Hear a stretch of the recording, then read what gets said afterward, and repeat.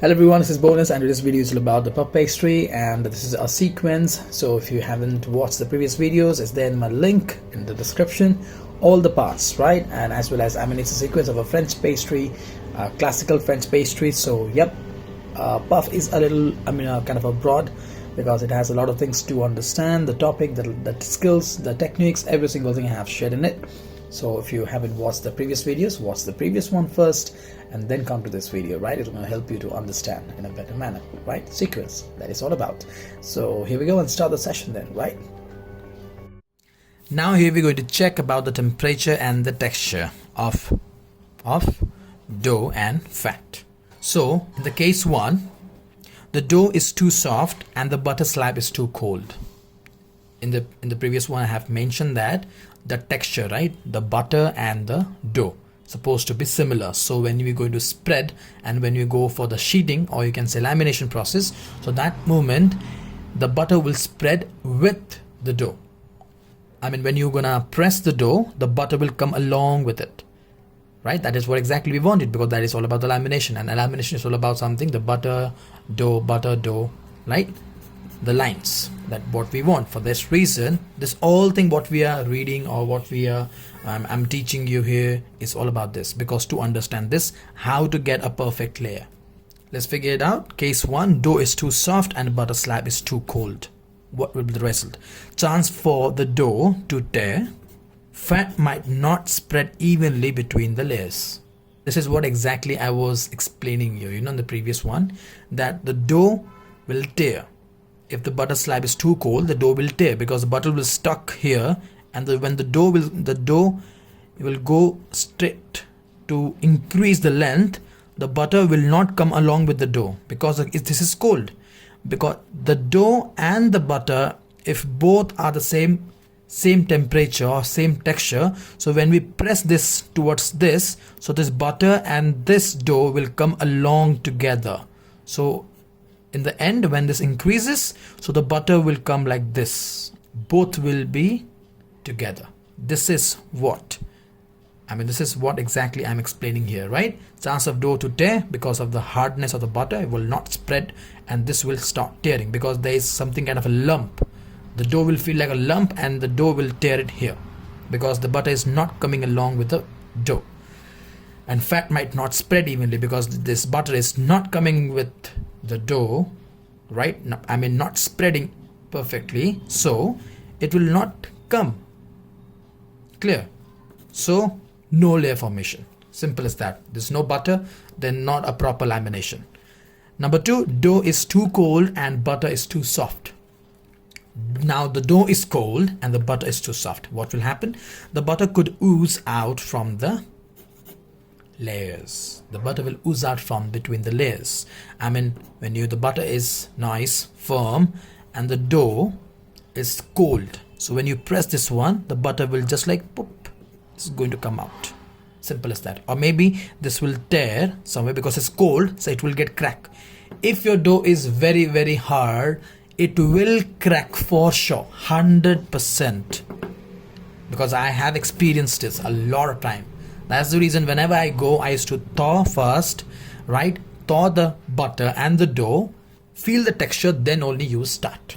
If you want to self-experience this, then go and use the cold dough and try to laminate in the machine. It will get crack for sure. Clear? So note is cold but pliable like clay, right? So whenever you use, the butter should be pliable. So here, what we get to know, go for the right temperature, or you can say texture of the butter and the dough. Clear with this? This is the next. Is all about rolling and folding. See, once the technique helps us in the distributing the amount of fat, resulting is a maximum number of layer in our product. Clear? When we go for the rolling and the folding means lamination. Let's figure out the method, which is the fold and turns. Comes to laminating puff pastry is going to be a 2 single fold and 1 double fold. This is what exactly what we use, right, when it comes to the lamination. This lamination and how to fold, what is a single fold, what is double fold, I'll show you in the end of this topic. I mean, once I'm done with the puff topic, in the last video I'll be showing you the fold. Clear? Note, while doing this lamination process, don't forget to sprinkle some amount of flour. Why? That also I will tell you. Every single has a reason to do. So ask why. Clear? It's not about only the video or just comment why, but wherever you go learn or something you are learning, ask why, because every single thing has a reason. Clear? Let's see the next. Here we go. Why flour dust, right? Prevent the dough from tearing, right? I mean, flour is like a talc, right? Smooth way it will go here and there. The dough won't be tearing for that reason. First reason. The second is like prevent the dough from sticking due to condensation. Means the cold. I mean, when you thaw, so the temperature is again changing, right? You just straight got it from chiller, you keep it outside for to thaw. You straight got from the chiller, you kept out for the thawing process, and the same time you can see the condensation, right? Because of temperature changing process. I mean, a spot of water will come in it. So when you deal with that, I mean, just try to wipe from the tissue, a little of tapping the dough, so it will take the excess condensation or something like a little bit of a water droplets, right? So that will, and because of that it'll be little wet, right? And when you're going to go for the sheeter, so the machine where we roll, I mean that I mean this is the like a rolling pin, right? So when we just going through below this roller, when we go past this and we'll bring down again, so what happened, it sticks here. So the flour will help not to stick with this roller and go in with a nice smooth process, right? That's the reason we used a little of flour. In every fold, try to give a rest. Very important. In every fold, try to give a rest to the dough. If you're doing through hand, I mean, if you're doing through your hand, because if you don't have a sheeter and you are doing, I mean, you're using a rolling pin, through the rolling pin, so what happened? The butter melts faster. Doesn't matter whatever it is. If you use a marble table, if you don't have marble table, then right, so try to go and give rest so you can maintain the temperature and also you can work. But yeah, it's going to take a little more time. I mean, this will take time, right? So much of time if you don't really use machine. If machine sheeter, you can proceed, but focus on temperature. Butter shouldn't be melt. I told you the only one reason that butter shouldn't be get melt. We want same temperature of the dough and the butter smoothly can, I mean, it will distribute the butter everywhere, but at the same time, because of rolling, the temperature losing, right? So that reason you have to give a little rest to the dough straight in the chiller. So what happened? Everything will be normal. So the butter will not affect or it will not melt, right? Note, excess flour should be brushed off before the folds. This is a small dough, right? And you done sheeting this much. The first sheeting is done.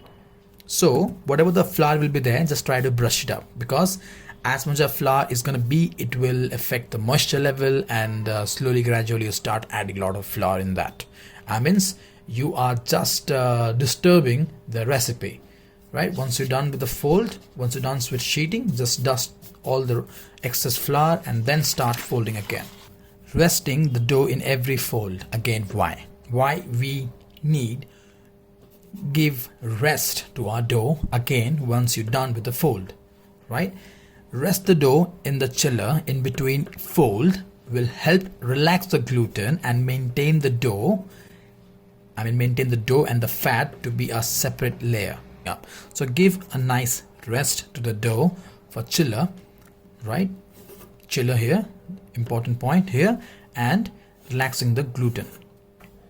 More than one fold can end up in shrinking and tearing the dough, because if you start continuous folding, what happens? Dough is something where it shrinks. Small dough, just take a little bit of dough, when you roll it up and when you leave it like that, it will shrink, right? So in every fold, if you give a time to rest, it won't shrink. Otherwise what happen? You start spreading again. When you leave it the dough will again shrink. So just to maintain the whole length, shouldn't be shrinking. For that reason, give a little rest, right?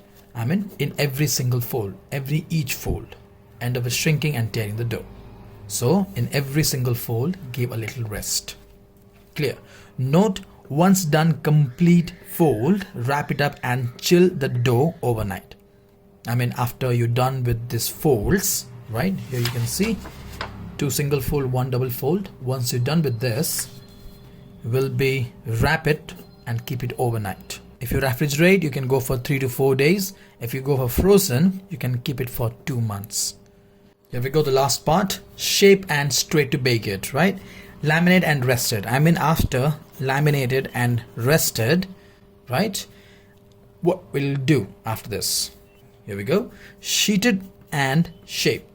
I mean, just thickness, you know, you have to sheet to your thickness like 3 to 4, depending on you, that how thin you're going to do it, right? But when it comes to puff, I used to keep a little thicker. 4 to 5 I used to go, because I can see a nice fluffy and much of layers, you know. Use sharp knife to cut. I mean, these are very small points, but very important. Don't skip this, okay? Use a very sharp knife to cut, okay? Why? It crushes the layers. The dough not gonna rise enough. I mean, you know, there are a lot of layers, right? If you don't use a sharp knife, so what happened? Just focus on this. If you don't, this is the layers, okay? If you don't use a sharp knife, so when you're gonna cut it through like this, so what happened? This every single layer is going to get pressed. Okay, so when you cut this one, I'll show you. This is like without a sharp knife. If you cut like this, it will look like this. So this will be like pressed like this. Okay, because when you cut like this, it will press the dough like this. Okay, so use the sharp knife. So when the layers is like this, when you cut, it will be like completely straight. It will be this supposed to be straight, okay, not supposed to be bent, because if it's not sharp knife, it will be bent. That means pressing the whole layer. And when you bake this one, right, when you're gonna bake this one, this won't rise because of this press, because it's already like sticked to each other. But when you bake this one, right, it's like completely straight. This will open perfectly, and the butter can steam it. The moisture which is contained in the butter can steam and give a really nice even product. Clear with this? Very small point. I mean, why to use, this is like why to use a sharp knife, right? Now you clear with this? Egg wash after once you're done with your product. Let me show you like this here. This is the product, okay? The layers. Once you're done, just from this to this portion, just egg wash it. Don't go for the edges. Don't go for the edges. Just on the top surface, egg wash. Clear? No edges. And why we do the egg wash? Because of shine and the color to the puff, means to your product. Clear? To your product. Bake it above 200 Celsius. Why? Because it has moisture. Butter has a moisture, right? Moisture in the butter. The moisture butter will steam up, right? Steam, and then a better rise. So as much quick heat we're going to give to this product, that quick the butter will melt and produce this steam and give you a better rise. No, not less than 200. I used to go for 210 always. This is what my thing. And when it comes to the rods, the oven rods, right? The side, the top rod, the bottom rods, I used to give this one, the bottom one I used to give 40. This will be 50. This will be 50. Sorry, 60, 60, 40. Because the bottom one will get burned because it's very, very thin layer, right? So this will burn. For that reason, I have to go for 40. And if you have a nice good deck oven, this is the deck oven, okay? If you go for the the proper one, then if you have a rack like this under this oven, right? If you have this one rack, then you can maintain this also. Like, can go to 50 also, because this is not directly touching to the surface of the oven. So there'll be a rod, so they'll be maintaining the temperature. Clear? So this is not exposed, means the product down one is not exposed directly to the oven. This rack will help to keep away from this down and the direct exposing of heat from the oven. Clear? So this is all about the shape and result. I mean, this is all about the buff.